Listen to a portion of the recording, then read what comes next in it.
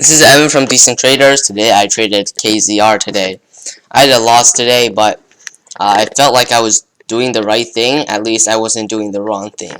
So initially I just going for a 1 minute breakdown.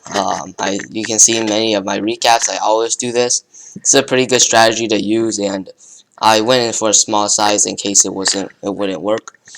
And you can see here it actually doesn't initially do a 1 minute breakdown. Instead, it's more of a 5 minute breakdown. But I managed to hold on to this position because this SMA here was kind of pushing the stock down, as well as this EMA. So I wasn't in the mood of getting out.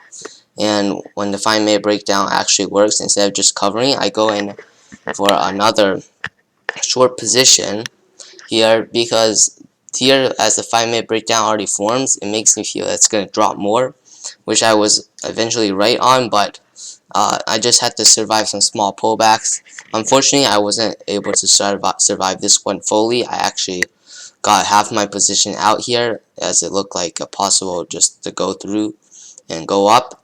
However, this EMA does hold it down, and right as I get half of my position out, it goes down. So at least I could secure some of this profit. But here you can see that I go in for another ad, because as I experienced, this S2 isn't like the strongest level, so I kind of just want to see if it can break through here.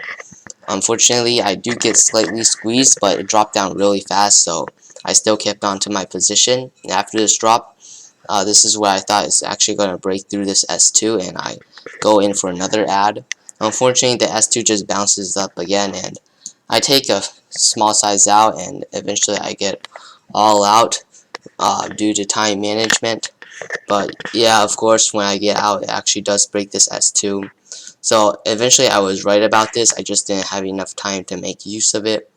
But as you can see, like, even if I'm like chasing this and keeping on adding, it's obviously better than people who would just try to buy the reversal every time it drops, think it'll just go back up again.